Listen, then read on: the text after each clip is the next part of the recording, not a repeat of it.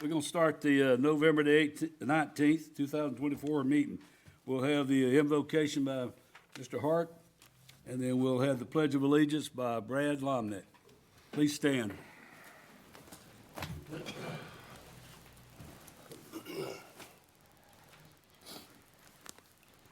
Most precious and heavenly Father, we thank you for the abundant grace and mercy you've shown towards us by allowing us to come together as brothers and sisters to conduct the city's business.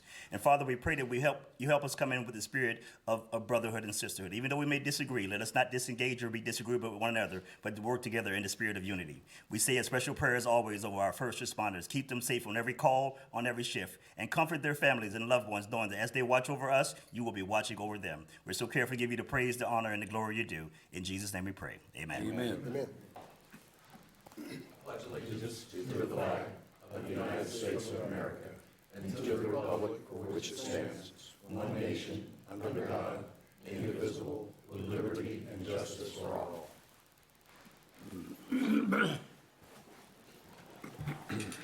Commissioner Kennedy? Here. Commissioner Wilson? Present. Mayor Johnson? Here. Commissioner Firstner? Here. Commissioner Oliver? Here. Okay, we have a presentation by Veterans Outreach, presentation by Veterans Program Specialist Harold Borrero Almadar. I'm getting somewhere in there. Come on up to the podium, sir. Thank you. Jim, you need to be up here to guard him, or are you okay? I'm okay. Okay. Thank you. Okay. Well, good evening, everyone. It is my honor to be here to present information about the Orlando VA to the city of Ocoee. I was invited by Mr. Moyer, and it is, again, my honor. I am the Regional Veterans Outreach Coordinator for the Orlando VA, and I cover pretty much a very large territory, all the way from Palm Bay to Daytona, and I have a big job in my hands. So a little bit about the VA. We were established in 2006, and the system is one of the leading healthcare systems serving it was 145,000, but recently it's 153,000 veterans that we serve in our catchment area. And that includes the 11 facilities that we have from Daytona, Deltona, Kissimmee, Claremont, Travis, and Vieira, and so forth, and Palm Bay as well. And all of our facilities are amazing. One of the amazing things that the VA just recently accomplished is that we received a 5-star rating this year. That is a major, major accomplishment. Not many hospitals in Florida, in the state of Florida, received a 5-star rating. And what that means is that the VA healthcare system in itself provided the quality healthcare to all veterans. And this was an independent study, not VA or government. It was independent. So we received that award this year. And we're very proud of that. I'm very proud of that we're serving all of our veterans as they deserved. The VA healthcare system also, besides a 5-star rating, also received the 2024 Safety Program of Excellence. We're the only VA hospital in the country that received that recognition.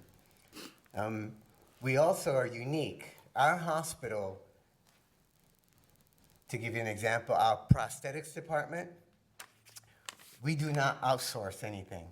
We do everything in-house. So if you ever watch the wheelchair games, we make all those wheelchairs customized for every veteran. And if we do it wrong, we'll do it again to customize it for them. So what do I do? A lot, believe me. As the outreach program coordinator, I will report directly to Mr. Cook, the director, and the assistant director, Mr. Safransky. I assist all the veterans everywhere. I am not only the veterans outreach coordinator, but also an advocate for all veterans everywhere, and their families as well. Because many of the veterans are entitled to their benefits and not aware. They're not. Everywhere I go, I hear veterans, I never knew I was entitled to health care. And that is one of the major entitlements that they deserve, and they're not aware of that. And most of the Vietnam veterans And I hate to say this, we're never told about that. And years later, they come to find out about it now because I'm sharing that information. But we are, not just me. Who we are, again, as outreach coordinators, I provide information everywhere. I work with all the cities and counties. I'm on numerous councils, on the Orlando Mayor's Council, on the Orange County Mayor's Council, and we work collaboratively together to help our veterans obtain the services that they need. We create and foster collaborations with all communities. And this is really important. I just came from Seminole County. Long drive in traffic, by the way.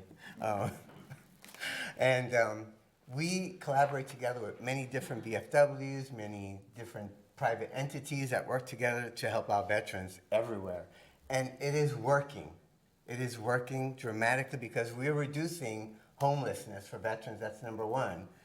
It's gone down this year, which is amazing. And this is not just the VA alone. This is with our partners everywhere. Also, as I mentioned, we participate in many, many community events. So if we get invited, I'm there, representing the VA, providing information, providing support, services, connecting the dots. Connecting the dots. It's the most important thing that we're doing. And it includes a PACT Act, which is a promise that was made to Sergeant First Class Hamilton, because for many years he fought because of the toxins that he was exposed to. He died before the act was enacted, I should say, and it went into effect on March the 12th of this year. And with that, we had 1.5 million veterans nationwide registered in the healthcare system because of the PACT Act. Locally, myself, I've done 3 PACT Act events with UCF in Lake Baldwin and in Vieira. Over 1,500 veterans we enrolled in those 3 events.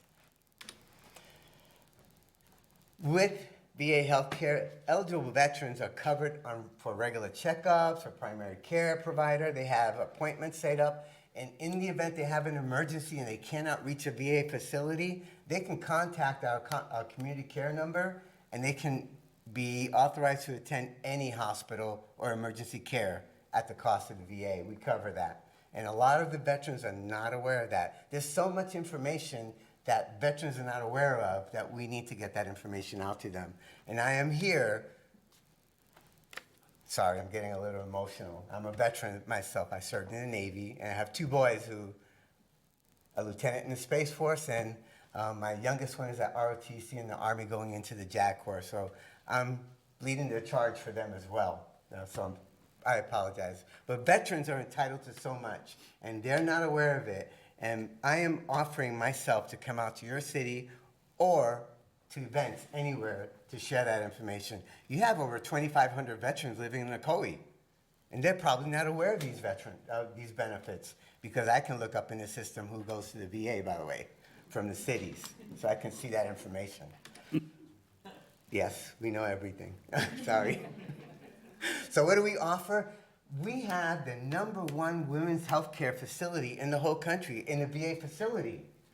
And a lot of our female veterans are not aware of that. We offer not only just the women's health care, pregnancy, childbirth, all of that for women. And no one attends that. We have a whole floor just for them, and we have very few attending. We need to reach out to the women veterans as well. They need to know that they're entitled to have free health care, quality health care.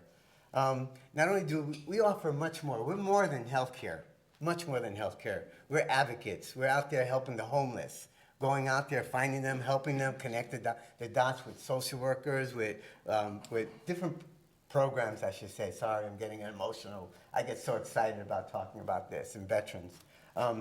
There's a lot more that we offer, just recreation therapy. We have acupuncture, chiropractor, natural health, naturopathic health, I should say, nutrition. We offer all these services, and veterans are not aware of this. We need to get the information out, and that's one of the things that I'm honored to be doing here for the VA. So some of the services that we have besides primary care, cardiology, ophthalmology, women's health, neurology, urgent care. Those are the standards. And those veterans that served in submarines or on the battlefield in the Army or in the theaters that were exposed to all that noise, they're entitled to free hearing aids and care.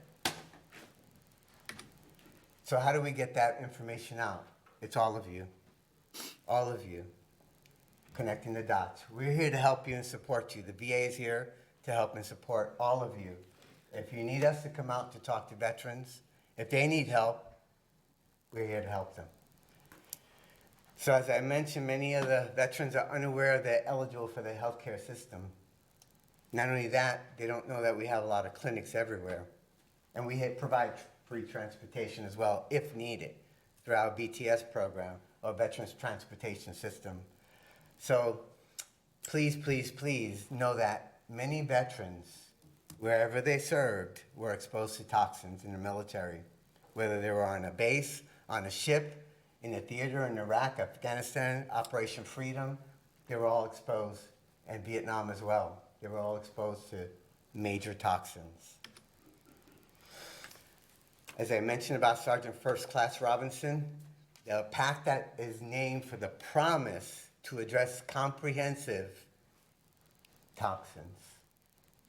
They were exposed to those burn pits in Iraq and Afghanistan, and also in Vietnam. A lot of us don't realize that those drums that they stored the Agent Orange in, they filled it up with garbage and other products that I can't mention here, but they burned that, and they were exposed to that. They encountered cancers. And right now, the PACT Act covers over 38 ailments, including asthma. Something as simple as asthma, high blood pressure, and cancers. Oh, I'm excited, sorry. I apologize. So basically, regardless of the end goal, the successful veterans outreach is rarely easy. And it's rarely easy for me when I encounter veterans that are crying in front of me that they need the care. They don't know where to go or how to get it. And I'm honored to connect them with the services that they need. Each veteran that I encounter is very unique, whether it's a male or female, they're very unique. And you have to listen to them because they're hurting inside, but they're looking for help. And only we can help them if we find that compassion and the time to listen and guide them to the resources that they need. So as outreach coordinators, I'm in the field every day, sometimes 6 and 7 days a week. Let me just reiterate that. Sometimes 6 and 7 days a week. So my wife hardly gets to see me. She goes, "Who are you?" Do I know you? But I'm out there to help the veterans. And very few are doing that these days. So please, please, please take the time. I am here to share this information with all of you. And if, as many other counties have, they have veterans councils. I attend these councils, and that brings in the veterans, that connects the dots, it brings in local services and so forth. And veterans want a job, they want an opportunity, they want a chance to be somebody and get out there and make a better life for themselves. They come out of the military not knowing what to do, where to go, where to seek help from. But we're here. Let me just say this, I'm here for them, and I hope that we all are. So with that in mind, I just want to say why we established a Veterans Council. In Orlando, we're able to reach thousands of veterans and homeless veterans that we've gotten off the streets and put them into shelters. With the Orange County Mayor's Council as well, with Mayor Deming's council, we've been able to get them off the street. And not only that, but also provide special services. Like for this Christmas, we're going to be breaking in, sorry, Chief, we're going to be breaking into a house with permission from the police department and the home, and putting up a Christmas tree and gifts to a family, a veteran family that is very poor and cannot afford that for themselves or their children. And we're going to go in there and do that. We've gotten the funds to do that, and we're going to go in and seal the house back up. So when they come home, the kids come home, they're going to be excited. And this is because the grandparents want that for that family. Things like that we're doing in the councils. And it's something that you can do right here. Imagine that. Find a family that needs just to be cared for. You bring joy to them, especially at Christmas, to kids who may not have a Christmas. Anyway, so I'm here to raise awareness, and I want to thank you all for your time, and thank any veteran that's in the room for their sacrifice, and of course, serving this great nation that we all live freely in to say what we need to say. Thank you so kindly, everyone. Thank you.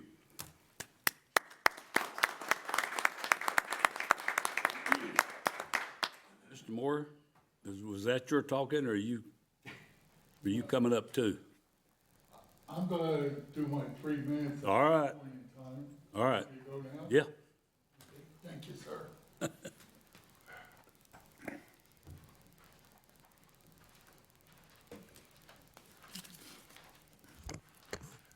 My name is Dr. Jim Moyer. I live in Arden Park.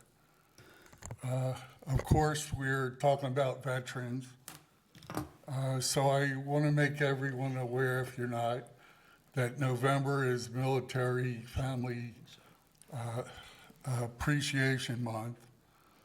Also, want to mention that this year on November 1st was the Orange County Mayor's Veterans Day event. And of course, here in Ocoee, November 7th was the Ocoee Veterans Day event. On November 9th was the Orlando Veterans Day Parade. I was at all these events. And I have to throw in on Sunday was the Marine Corps Ball. I was at the Popka VFW. If you ever get a chance, look at the museum, in the small museum in the Popka VFW. It's beautiful. They have outstanding items from the past and present. Also, let's see, I think that's pretty much what I wanted to mention. I would encourage the city to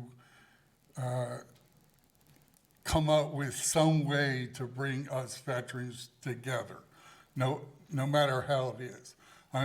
I really don't have a preference on how it is, as long as we come together.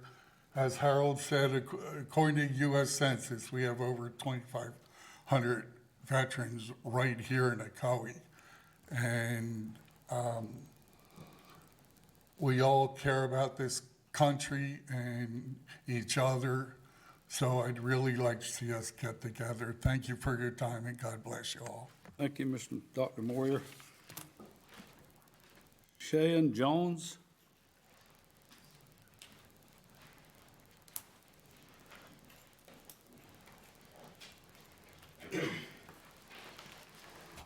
Good evening. My name is Shawn Jones. I'm a 36-year veteran teacher here in Orange County Public Schools. And I'd like to, the gentleman said vets are hurting inside. And I'd just like to reference something that made me hurt inside the last meeting I attended. I was extremely disturbed by the tone, the abrasiveness of the tone as individuals communicated one with another. And every time I come in here, and in many government buildings, we see a code of civility either posted or passed out. And so the only reason I stood tonight is to say that I would hope that the code of civility will be honored and adhered to by all individuals present, our honorably elected officials and our citizens of Ocoee, and that reciprocal respect always be given, even when we agree to disagree. To the veterans, God bless you. Thank you for your service. And that's all I wanted to say. Thank you all. Thank you. All right, we have the Centennial Mural Concept Selection, Redevelopment Program Manager, VACA, and Creative Content Digital Media Specialist, Dixon. Come on up.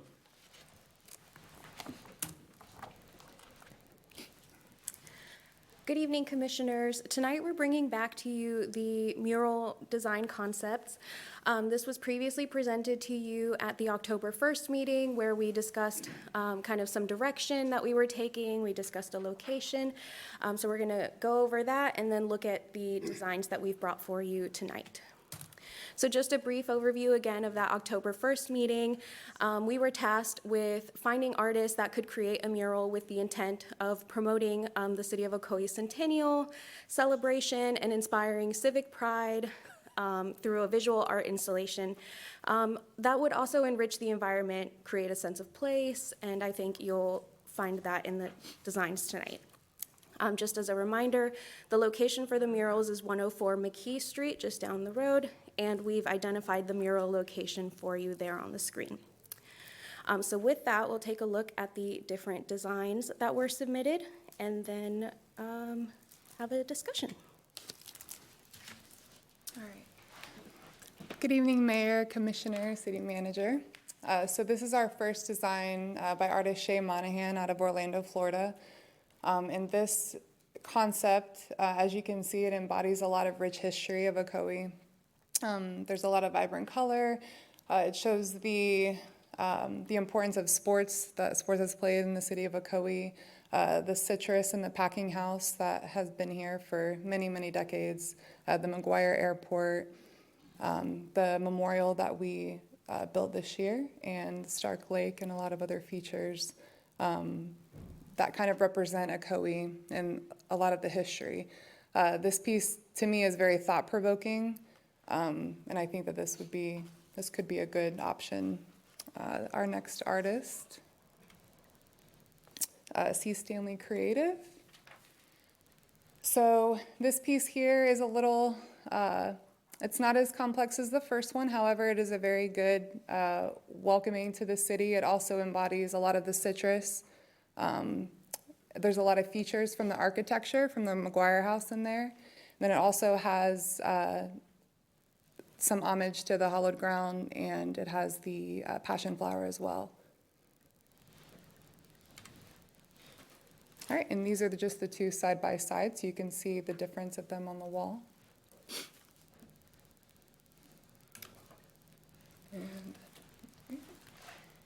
So with presenting these two designs to you tonight, we are ultimately seeking a motion approving one of the two designs to go up on the identified location.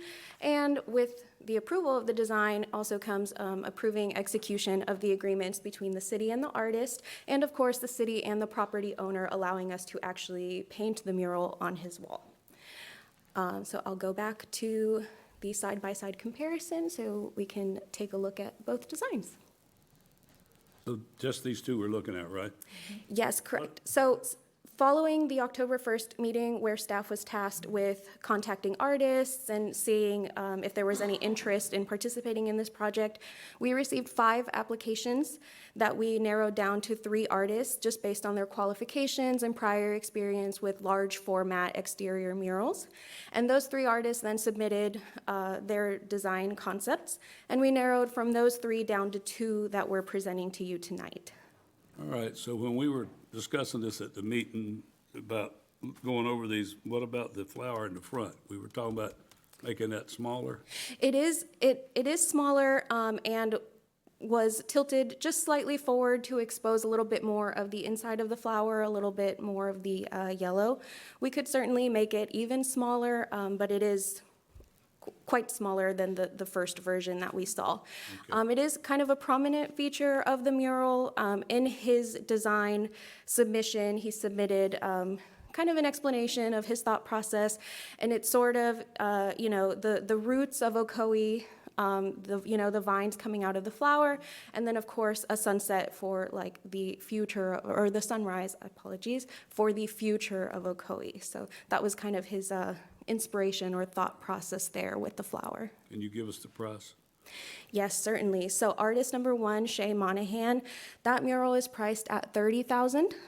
And that includes the materials, the actual installation, the equipment rental, lift rental, etc., and includes the ownership rights that we are asking for with being able to use the mural image on other Centennial marketing, promotional items and things like that. What's the other one? And artist number 2, Christian Stanley, that one is priced at $29,500, and again, including all materials, labor, equipment rentals, and ownership rights that we're asking from the artists. All right, commissioners, anybody want to discuss it? Before we do that, I'd like to say maybe we could do both if we got another spot for the other one. I know one of our proprietors downtown are gonna let us put it on that wall. Yes, so at this time, we have only identified the one location and of course had discussions with that property owner, drawn up an agreement with that property owner. Staff could certainly look into some alternate locations for the second design if that is the direction that the commission would like to go. All right, Commissioner. Yeah, you mentioned the agreements. I had asked some questions about the agreements. What is the life cycle or the guarantee of the life cycle of the mural? Is that in the we don't have a copy of it. Yes, so we are asking the artist to kind of warranty their work for 2 years. Their materials list that they've submitted does include, protectant sealants, anti-graffiti sealants, things like that. So they warranty the work for 2 years, and then they would be eligible for contract for maintenance after those 2 years, if the city determines that the mural needed maintenance or touch-ups or things like that. Caroline, I believe the commissioner is getting at, we're going to invest $30,000 into a mural. What agreement do we have in place with the property owner that they're not going to paint over it after a couple of years? Yes, absolutely. So the art easement agreement with the property owner allows for the mural to stay up for 3 years and then allows for extension with agreement of both parties. There are some terms for termination from the property owner, say if he's selling the property. Of course, the easement would carry over with sale of the property to the new property owner, but if for some reason the mural would prohibit the sale of the property or anything under those circumstances, at the city's discretion, we could reduce that length. But the agreement is for 3 years to put it up on the wall. Okay, thank you. You're welcome. Anybody else? Well, $30,000 kind of just sticks in my throat here because that's quite a bit of money. I realize that, and I realize that we're doing our 100-year celebration. I think out of both of them, I kind of like the Ocoee because as you're driving by, personally, when you have a lot to look at, it does probably, we don't want to create an issue downtown driving, but this one does feature Ocoee and tells you where you are. And the Centennial. And Centennial, but it also tells us that you're in Ocoee. I think it's a lot to grasp at $30,000, I realize that, but It is, so Put the money aside. I know we did, but it's just the idea, just, I will add, I didn't mention it before, but in reaching out to these artists and sending out our, letters of interest and such, we did look at other mural programs at other municipalities, and the price per square footage is comparable to what they have submitted, including the ownership rights and everything. It is kind of on par with what we've seen in other municipalities, other mural programs. we want a professional-looking mural. I understand that. Yes. It's going to cost. I'm just saying the numbers, 30,000 Yes, does of kind of course. stick with you, but out of all of them, I'm sorry, I don't know if the other commissioners, this is what I liked. I will say I had somebody look at that back a few months ago about doing something like that on there, and it was $50,000. So I don't think any of them is real cheap. But this is a centennial, 100 years. So I think, like I said, I'd love to see us do both of them, but I don't know if we can. I would like to see that. We got money put aside. City manager, what's the money we got put aside? Well, we are still getting pricing from the Centennial budget for the things that are planned currently, but you have adequate funds in the contingency fund balance if you wanted to add a second one. All right, commissioners, anybody else? Mr. Firstner. I prefer the second one over the first. I find the first one just a little too busy and kind of disjointed, things all over the place. I like the second one. It's clear. very well done, and I'd prefer to see that one. Okay. Commissioner Oliver? Will the owner of the building with the mirrors being painted on, will they receive any compensation according to the contract? They are not receiving any compensation. They are allowing the city to put up this mural as part of the centennial celebration. The only thing is, when we're removing the mural, of course, that will be at the expiration of the term of the agreement. The city will paint over it at the city's expense and return his property to its original condition, but no other compensation for displaying the mural. Okay, you might have said this, and I might have missed it, but will we own the copyrights to the mural? Yes, for both artists, that is included in the agreement and in the price that was presented. Also, according to what we see on both murals, would this be considered a finished product, or do we have the ability to give input as to any alterations or changes based on what we see here tonight? Yeah, so the artists are open to making changes depending on the level and scale of the changes, but they do understand that the murals ultimately had to go to commission for approval, and so they are, of course, open to making adjustments as the commission sees fit. A complete redesign may be different. They may require an additional stipend for that or something, but they are open to making adjustments to the design, yes, pending the commission's approval. I'm just looking at both murals. I kind of like the second one, this one here, with one exception. There's one exception. Well, I do have a question, though.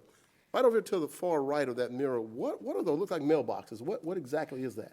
They are, in fact, mailboxes.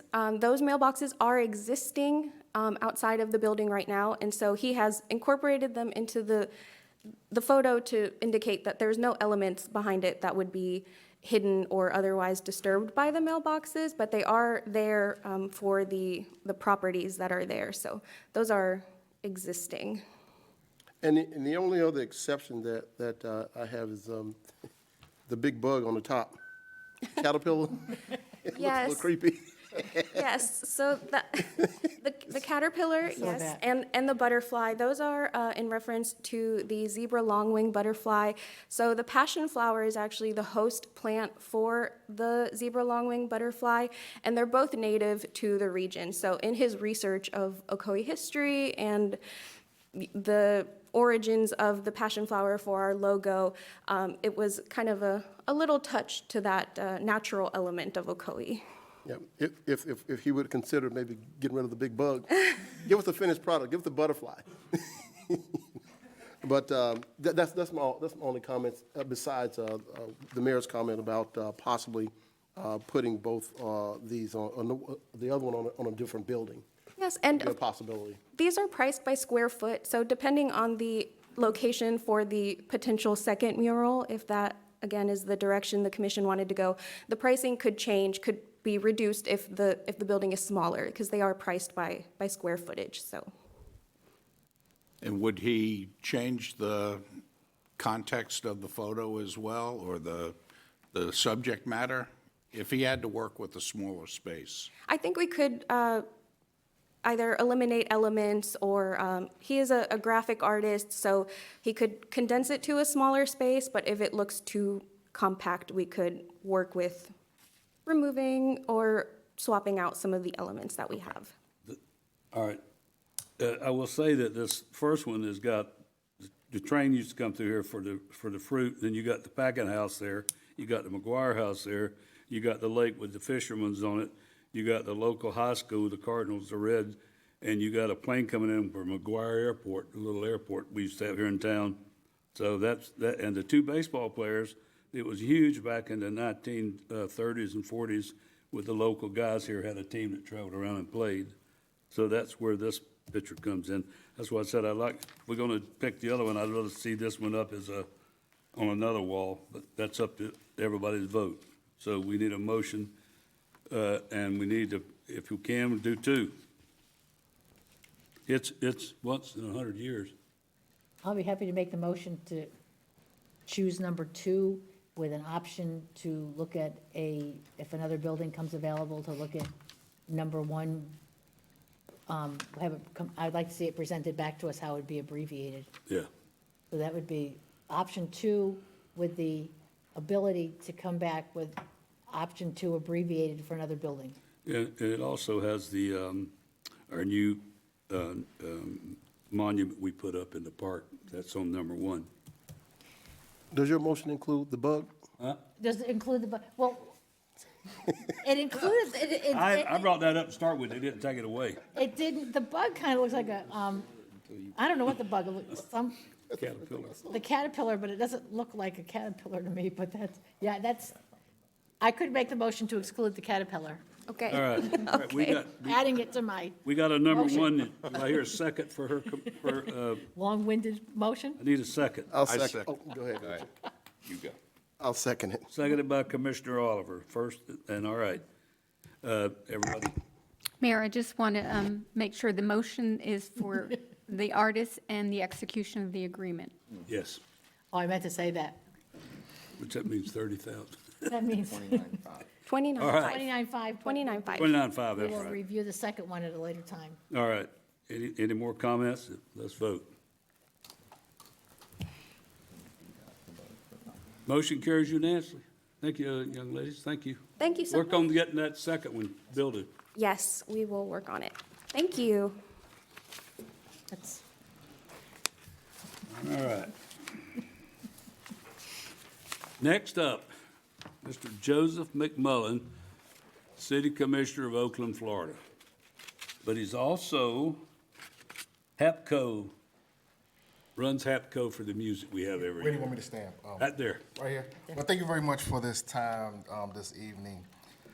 My name is Joseph McMullen. As I mentioned, I'm the founder of HAPCO Music Foundation, and every year for the last 14 years, my nonprofit, whose mission is building futures through music, art, and education, has been hosting a jazz clinic and jazz concert free to the public at Ocoee High School. Now, of course, Commissioner Wilson and Mayor Johnson and I have history, and they will always come to this concert every single year to support the kids. And it's a free clinic, all-day clinic where the students, we bring professionals in, we bring in professionals in to really work with these kids to help them with their jazz journey. And we bring schools all over. It's hosted right here in your city at Ocoee High School. We bring students here from all over the Tri-County area. And every year, we'll get a story about one of these students that have moved on. You know, they are professional students playing with Michael Bublé, playing with Bob James. They're entrepreneurs. They're educators. I have one of the main students. I live right here in Ocoee. Andrew Kennedy is in New York City working on his master's, and that program, those students, came right straight from this community. And I want to say also, like I mentioned, Commissioner Wilson and Rusty Johnson will be there every single year. Fast forward to the last 3 years, they asked, hey, can you bring the concert to our town? Can you bring it to our city? Because of course, they're looking for diversity. They're looking to make sure that it's very inclusive. And so we said yes. Mayor Johnson is not, someone that takes no for an answer. And so he just kept asking, because he really wanted the community to see this, and he really pushed because he and his wife will come to the concert, and he said, "We wish there were more people here."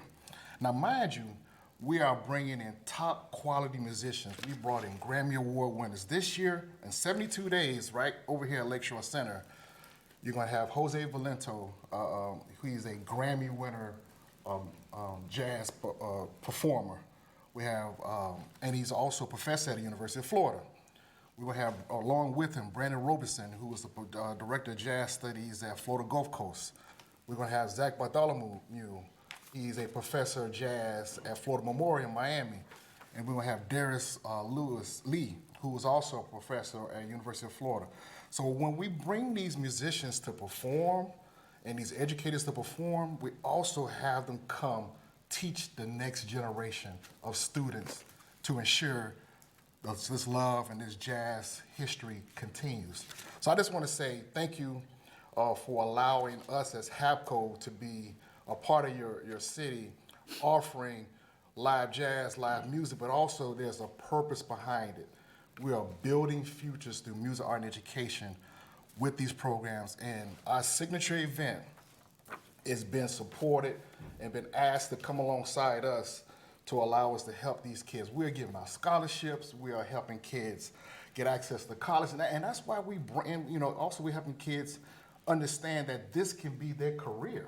So there are students that have come here and they are performing all over, and it really warms my heart that we can have your commission to continue to support and come alongside us and allow us to present this to the city, and at the same time, you're pouring into students because, like I mentioned, every single year, I'm always hearing some student that started here, that may be from this community, that came to this community, came to this event right here in the city of Ocoee, and next thing you know, they are performing all over the world and bringing the love of music. And sometimes those students, I want y'all to know this, sometimes those students come back and they are clinicians because they were here 10, 12, this is our 14 years prior, and they pour back into this. So in 72 days, we're gonna have a nice jazz concert here, free to the public, the Ocoee Jazz Festival on January 31st is a Friday night. And then the very next day, we'll have a free clinic at Ocoee High School. Again, everything is being hosted in the city of Ocoee. And I want to say thank you to the commission for continuing to support us and continue to ask us to be a partner and be a partner with you. And I'm thanking the citizens, because without your support, we would not be able to pour into these kids. And I really want you to come out, hear some great music. We're gonna have another youth group that's gonna perform. That's one of the students that we work with. His name is Aaron Anatelli. And then we have Ocoee High School. Bernard Hendricks, who's the band director, who's been the band director over at Ocoee High School since its inception. And so his band is gonna perform. And you're gonna be able to see what we have been doing for the last 14 years, and we hope to continue this process. So I want to say thank you for your collaboration, thank you for your support, and just thank you for allowing us to be a part of things that you're trying to do for this city. Thank you so much. Appreciate it. Don't go anywhere yet, Joseph. I would like to say that if you haven't been to that, you should go. And those young people are doing an excellent job. It's amazing that the talent, just like the jazz band part, they got a jazz band that's really sharp. I'm telling you, they're great. So it was a great turnout last year. But the best thing is about it, when you're taking that time at the school all day long, bringing these people in to go through the classes and teach them, it's really a good thing, Joseph, and I appreciate it. I'm going to ask the commission, we did money last year, and I'm going to ask the commission, we have $135,000 in the contingency. I'm going to ask for $10,000 to donate to that project. Did we already put it in the budget?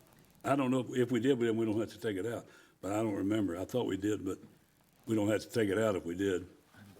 But like I said, I don't know off the top of you my can head. check that, but $10,000, I'd like to see if we can get the commission to vote on it. Then Craig can find out if it's in the budget. If not, then we'll take it out of contingency. Do I hear a motion? I can't make the motion, so. I'll make that motion. Motion made by Commissioner Kennedy. Do I hear a second? I'll second. Seconded by Commissioner Wilson. Let's vote. There you go, Joseph. I want to say thank you because, everything that we do is free. And these kids, I really wish you come and see these kids, because these kids are really, their lives are being changed. And it can't be done without partnerships and people come alongside us. So thank you so much to the committee. Thank you so We much. appreciate your Appreciate you. time and effort you put in that too, buddy. Thank you so much. I appreciate you. Yes, sir. Thank you. It's last it was outside, so again, bring chairs, enjoy it. It's a great event. It's right here at the Lakeshore Center, right here, right behind us. And we are putting together the marketing plan that the city is coming alongside us. So we are building it. We're not charging the city for anything. We are building it, and we're sending all the material, and Joy and some other staff members have been in contact with our marketing team to ensure that we send you the right information to share to the public. It's like nice music in the park concept, so Yeah. And it's free, all please free. come enjoy it. Thank you, Joseph. Thank you. Thank you, Commissioner. All right, staff reports and agenda review. None at this time, sir. All right, public comments, I already went through the two I had. Yep, I have two. All right, consent agenda. I'll make that motion to approve.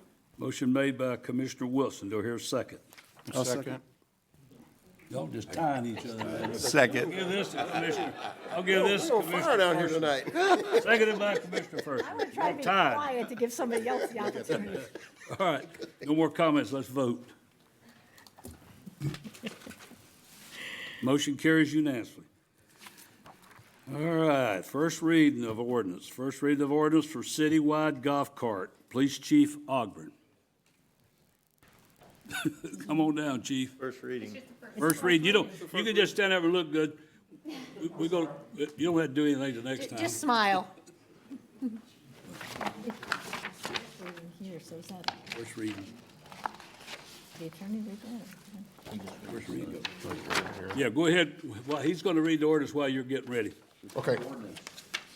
An ordinance of the City of Ocoee, Florida, adopting a new Article 3 of Chapter 153 of the City Code authorizing the use of golf carts and low-speed vehicles within the city limits of Ocoee, defining terms, providing for the regulation of golf carts and low-speed vehicles, including the hours of operation, age regulations, and posting of signs to designate public roadways for golf cart use, establishing terms and procedures for violations and penalties, providing for severability, providing for the ordinance to prevail over any inconsistency in the city code, providing for codification, providing an effective date. All right, what's the next date? The next meeting? December 3rd? December 3rd. December the 3rd. This will be the open public hearing, December the 3rd. All right, Chief, just real quick, you can give us a talk if you want to, if you don't have to. I don't have anything to say, Mayor, other than, Be back on December the be 3rd, back then on you get to December talk.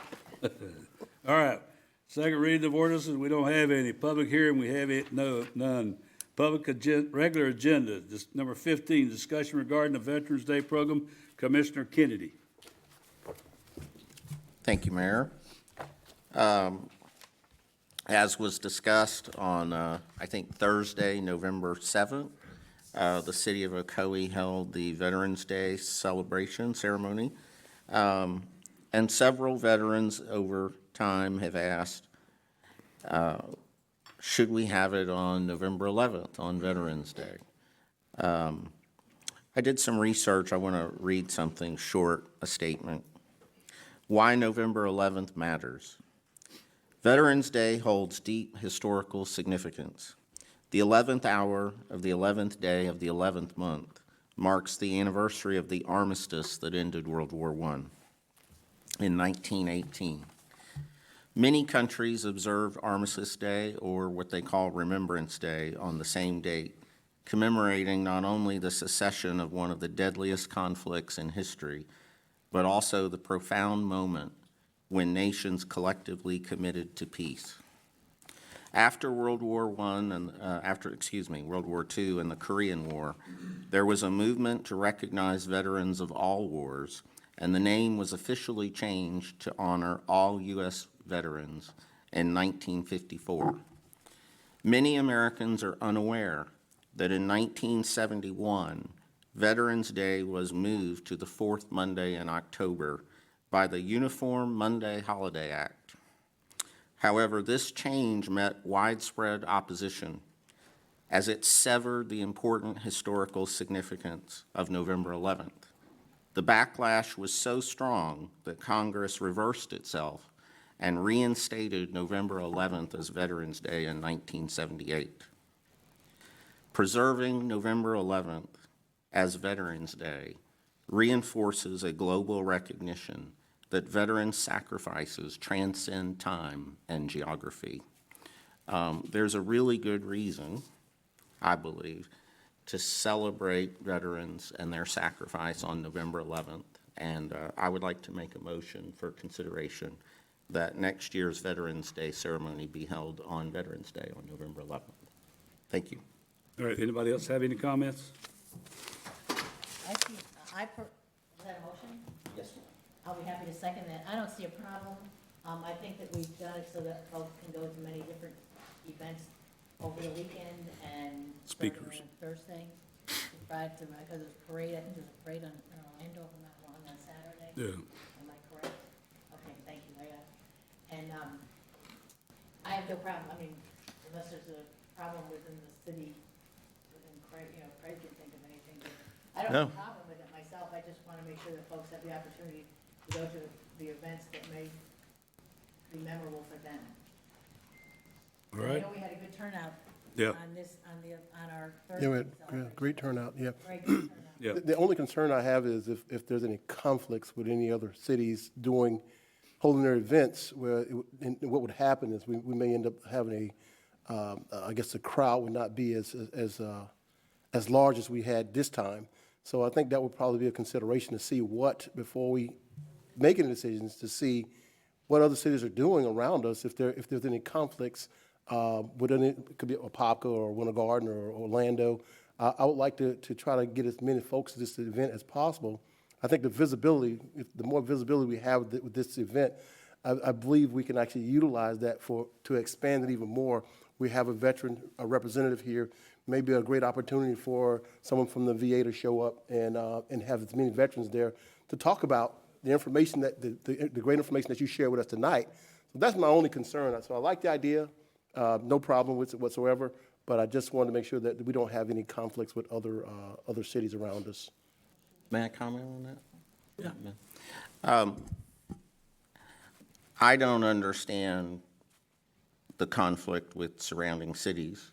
I think our job is to celebrate and honor the veterans in Ocoee. And if Apopka celebrates and honors the veterans in Ocoee, that's their business. What I can tell you is for myself as a working professional, I can't come on Thursday, November 7th, because that's not a holiday. The holiday is Monday. People are off, most people are off, or can take off, especially federal and city employees. And so I think you would have, to your point about attendance, and what I had heard from people previously was they didn't attend because it's on a Thursday the week before. And so I think, on some point, is it 6 of one, half a dozen of the other for crowd? Maybe. But there's no argument, a historical significance to Thursday, November 7th. All right, I'll make a comment. The reason that started, I think, was back, Mayor Vandergrift asked it to be done, and I don't know who all was here then, we voted for it, and that's what it was. So, as a veteran, whatever day it's gonna be, I'm gonna be there. I think the only thing and you could have different speakers at different times, gonna be somewhere else, but as a veteran, whatever day it is, like I said, I'm gonna be there, so we can make it, we'll vote for it, and if it's on that day, then that's what we'll do. All right, let's vote. Well, it's Tuesday, next year will be, Veterans Day will be on Tuesday, the 11th Yep, of November. Yeah. All right. They do that intentionally so it'll move around. yeah, It's the only holiday we're on. all right. Let's vote. Motion carries unanimously. November the 11th, 2025. All right, comments from commissioners. Commissioner Oliver. First thing I would like to address the gentleman that spoke about the veterans. I do believe that at some point that we did have a VSO that would come out to Ocoee. It's been a while since this happened. I know we had an issue with, Orange County had an issue with manpower and resources, so we ended up losing that resource. And from what I'm hearing that you're willing to offer your services to the city, to the veterans of Ocoee, if we were so inclined to help put together a program like that. So I guess my question would be, what would a program like that look like? Would it be you're coming out to provide information maybe once a month, once a quarter, twice a year? So I don't know what it looks like. I think that it would probably merit some conversation between yourself, organization, and maybe our city staff, and maybe come back with maybe a plan to service our veterans. So hopefully that's something that you guys can make a connection with before you guys leave out. And let's get together and formulate a plan to get this information out to veterans. I also do have a question for you. I get questions all the time from veterans that don't know about their benefits. And they want to know, well, what do I do? So I wish we would have had the opportunity to ask you some questions then, but I guess I'm going to utilize my time to ask questions now. So the question is, a veteran that does not have, that does not know what to do, do they make an appointment, then go out to the VA clinic, or do they just walk in and say, hey, I'm a veteran, can you help me? So what does that look like? How do I communicate that to a veteran that has no idea about their benefits whatsoever? Is that something that we can allow him to just kind of address that question, to answer that question? Well, you've taken your time. Yeah. He's got what's left of your 5 minutes. I think it's important. It's important for my time, Well, so it is just- important for just that a information. Tidbit of information. We had one of the VA guys there last week at the thing, and he's gonna start coming out once a month out here. He's from the Orange County Veterans Association. Thank you, Carl. Commissioners and Mayor. May I ask who that individual is? Carl? Perfect. Again, we can support you once a month, once a week, providing that information to veterans any day. If they need to, they can reach out to me directly. I don't have a problem with that. Also, I'm working collaboratively with Anita, which is the supervisor of the VSOs for Orange County, and we are working together to reach out to all veterans and provide them all the information that they are seeking. So this is what I was alluding to earlier, that we're collaboratively working together to reach out to the veterans. So I'm here to offer that same to all, Awesome. to Well, maybe the you city can of you can Ocoee. collaborate with Carl and figure out what days you guys can come out and maybe split some days. But at least Absolutely. we're able to service the veterans in Ocoee. Absolutely. Thank you so much. Yeah. Can you very fill out a form tonight before you leave, Mr. Moyer, and have him put his address and phone number? You might have stepped into some extra work. So- I've done that already many All right, times, Mayor. all right, go Thank ahead. you. Okay. And I see the light, the actual turn signals on Clark Road. They're there. They're wrapped up. Craig, I think you gave us. I'm sorry, I didn't mean to catch. No, that's okay. I think you gave us a date as to when they were going to be operational. That coming pretty soon. I'm sorry, which was going to be operational? The left turn signals, they're going north and south on Clark and Clerical. Steve is here. I believe it was supposed to be the end of November when it was going to be operational. Okay. So, Steve, if you're back in the back, I'd like for you to come out and address that for the commission. It's either the end of November or December, but Well, you can just give us you can give me the information. I'll pass that on to the commission via Okay. email. Oh, there's Steve. All right, did you hear that? I didn't hear the question. Okay. Could Well, you- the traffic lights on Clerical, Ocoee, and Clark Road, the left turn signals north and south. They are installed and bagged at this time. You just approved a change order tonight to complete some of the added items on the road itself. We were hoping to be done by the end of this month. I think it'll be before Christmas, and everything will be activated there Awesome. in the full final configuration. That answers my question. That's all I got. Before you leave, what about the stop signs on White Road? We met with the contractor today. They're on White Road, there will be a couple of concrete medians put in to make it a true four-way stop. They're scheduling them. We're hoping, we should have those in before Christmas. We have all the signage and we're ready to do the striping. And we'll have some message boards going up alerting people to what's coming. Okay, thank you. Saw you out there today. Huh? Commissioner, Firstner. Tomorrow, Wednesday, November 20th, is GIS Day. That's the Geographic Information System. Our staff is going to put together a presentation out here in the lobby of City Hall between 9 and 11 a.m. and 1 and 3 p.m. So if you find yourself in City Hall, or if you're interested in getting more information on GIS, which is an incredible function, I think we all depend on that now, stop by and see what they have to offer and ask them some questions. Also, if you're interested in becoming a crossing guard, in the city. There's positions available, and it's pretty easy. It's not that demanding. It's 2 hours a day.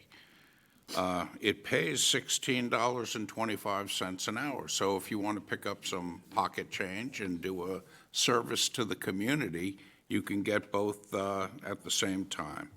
Contact All City Management Services. That's the company that hires and runs the crossing guard program. And I don't have an address for them, but you can find them on Facebook. That's all I have. Is that 2 hours in the morning and 2 hours in the afternoon, isn't it? Isn't that right, Chief? I think it's just Yeah, 2 hours a day, isn't it? It's 2 hours in the morning and 2 hours in the afternoon. That's Okay. correct, it is. It's 2 hours in the before morning. school and after. Yeah. School, yes, Yeah. it's 2 hours. Yep. morning and 2 hours evening, yeah. All right. Commissioner Wilson? It's a very important job, safeguarding our children. First of all, I'd like to wish everyone a happy Thanksgiving, as it's coming up soon. Happy, safe Thanksgiving, and that leads me into, as many of us go shopping over the holidays, that we get good deals. There will be Operation Santa will be taking place again this year. If you don't know what Operation Santa is, it is an opportunity for you to donate toys or monetary donation to our fire department, police department. They both work together, I think, on this. It's a program that benefits the children in our community that are in need of we're Christmas toys. So it does stay in our community. When you hear Santa coming through the neighborhoods, making a lot of noise, remember they're spreading joy, but they're also collecting donations of toys. I know that this Saturday there was a stuffed police car that I went down and visited, and the Grinch was there. And it was kind of a fun opportunity to bring a toy and stuff the police car. So please, Operation Santa will be starting real soon. And since Jolly Jamboree is one of my favorite items, I'm not going to steal half of what the mayor's going to say. But there's a lot of activities that will happen on December 14th, which would be our Jolly Jamboree, starting with, I'm only going to say half of them, is Breakfast with Finish it Santa. up. You already started. I'm not going to. Here. I'm only going to say part. Jolly Jamboree, but Breakfast with Santa, starting at 9 o'clock. There's a $12 charge to come enjoy. Oh, am I going to get more of them? Go ahead and finish. Oh, I get to That's finish. Jolly them. Jamboree. Jolly Jamboree. There's the car show. There is the golf cart parade. I won't say the rest of them. No, I'm But- gonna do that. But again, it's a fun opportunity for you to come down, enjoy downtown Ocoee. And please, it's a fun time. Mark your calendar. And again, happy Thanksgiving, and please support Operation Santa. Commissioner Kennedy? No additional comments. All right. Holiday Dog Parade, 2024, Saturday, December the 14th, 2024, downtown Ocoee at 1:30. Judging will begin at 1:30 before the start of the parade. Event details will be emailed to all participants. Also, the Ocoee Police Department's Holiday Toys for Kids in Need program is now open for restoration through December the 4th for children ages 6 months to 13 years. Parents or guardians can register children Monday through Thursday, excluding November the 27th and 28th, from 10 to 12 at the Ocoee Police Department. Monetary contributions or donations of unwrapped toys may also be dropped off at the police department. In observance of the Thanksgiving holiday, City Hall and all city administrative offices will be closed on Thursday, November the 28th, and Friday, November the 29th. There will be no trash collection on Thanksgiving Day. It will instead be collected on Saturday, November the 30th, we hope. That's a little joke. Okay, Saturday, December the 14th at 5 p.m. You want to be in a golf cart parade? We line up at Venetti Park at 5 o'clock. Entry fee, none. Just bring a non-perishable food items for charity. I have a couple of these up here, so it'll be starting at Vignetti Park at 5 o'clock, lining up and coming downtown for the Jamboree. All right. I wanted to bring up something that I brought up a few weeks ago about the city looking into the underground wire and power. What I said at that meeting, I got about how much money that they spend to fix all the poles and all the problems that happened during and the lines down. Well, the other day I was reading something on the news, and they put out $1.1 billion they spent during the storm, Duke. All of it's on overtime and fixing the poles and fixing the lines. Now, if they'd have been underground, wouldn't have been that problem. But somebody said to me one time, will it be too costly to do? Well, if $1.1 billion isn't costly, I don't know what is. So if we had it underground, it's a whole lot safer for everybody, and we don't have to worry about our power being off as much. But I just thought that was kind of ironic. I said that about it, and then I go reading it. The major part about what they wrote, they're going to charge it to us, to the citizens. So the citizens are the ones that are going to get charged for this $1.1 billion that Duke spent. All right, I think that's it. We want to thank everybody for coming out tonight. Happy Thanksgiving, and we'll see you back here on December the 3rd.